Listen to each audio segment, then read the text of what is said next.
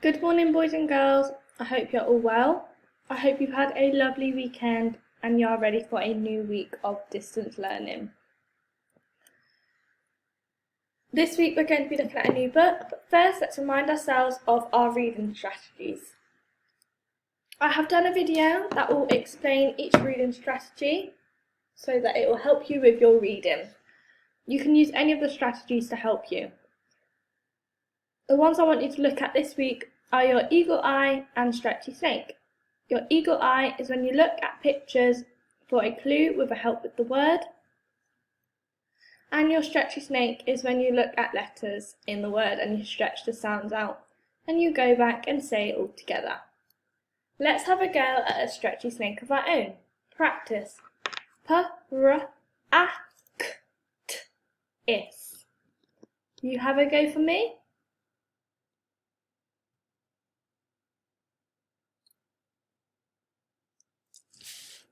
Good job. Well done. Let's have one more go all together. Practice. P-r-a-k-t-is.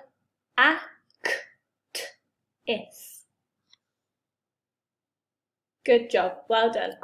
The book that we're going to be looking at this week is called What Was It Like?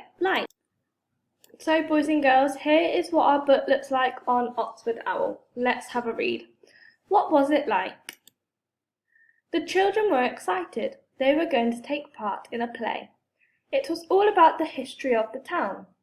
The play was going to be held in the park, and the children had to rehearse their scene. I hope we don't forget what to do, said Chip.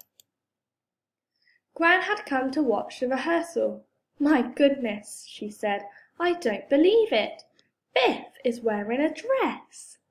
That's because we're children from World War II, said Biff. Girls don't wear trousers then.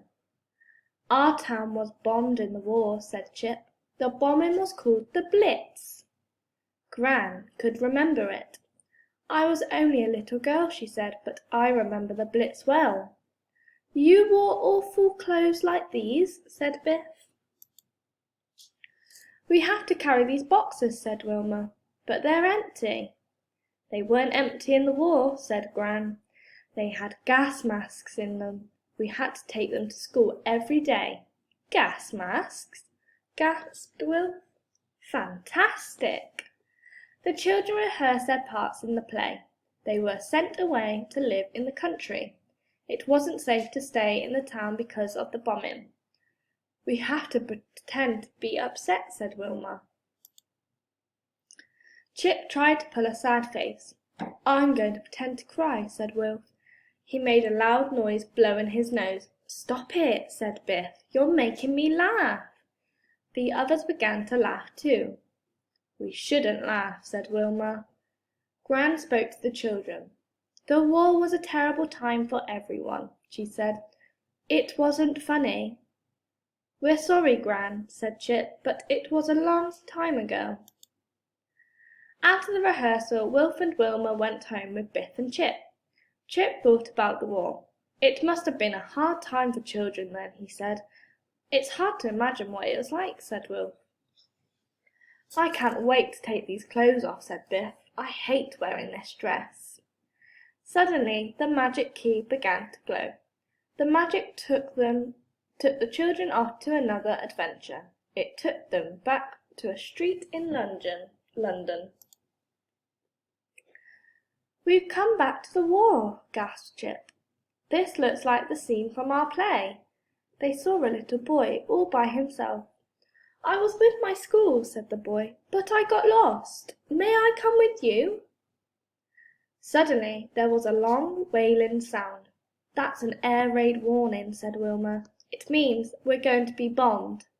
People began to run. A man shouted at them. Hey, he yelled, get into the shelter! Everyone went into the shelter. Above the shelter, bombs were landing. Everything rocked and shook. I'm scared, said the little boy. So are we, said Wilma.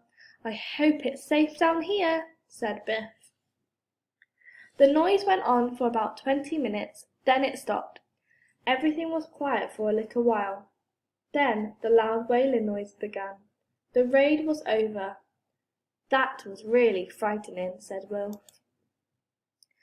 The children came out of the shelter. They couldn't believe their eyes. The street had been bombed. There was smoke and dust everywhere. Wilma put her arm around the little boy. One building was gone. It was just a pile of bricks. Another building was on fire.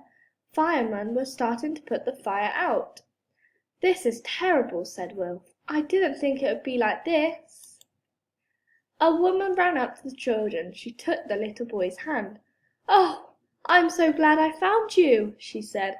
She looked at the others. "You must all have to get lost too," she said. "Come on, the train will be leaving soon." The station was crowded with children. They all had gas masks. They looked upset and unhappy.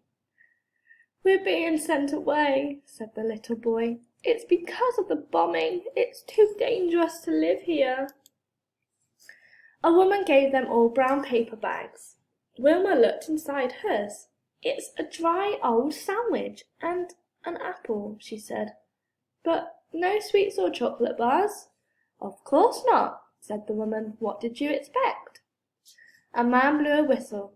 "Gas masks on," he ordered. "And don't worry, there is no gas. It's just a practice."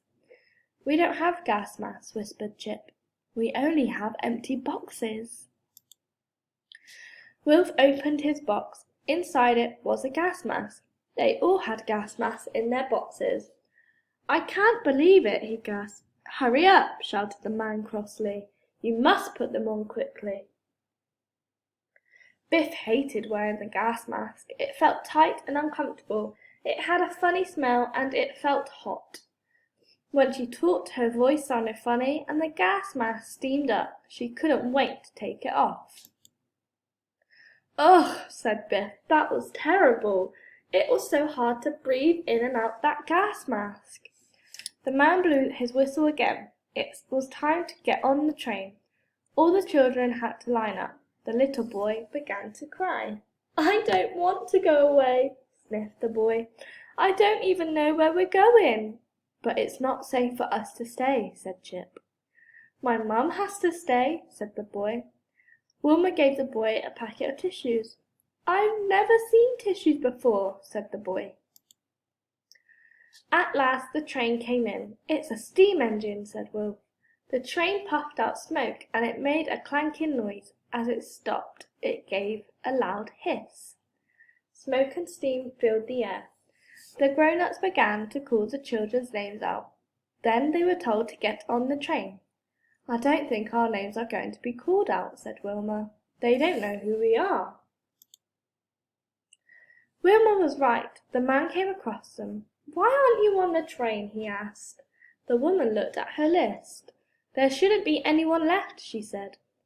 "I don't know who these children are." "We can't leave them behind," said the man. "We can find out who they are later, but we'll have to split them up." "We don't want to split up," said Biff. "We want to stay together." "I'm sorry," said the man.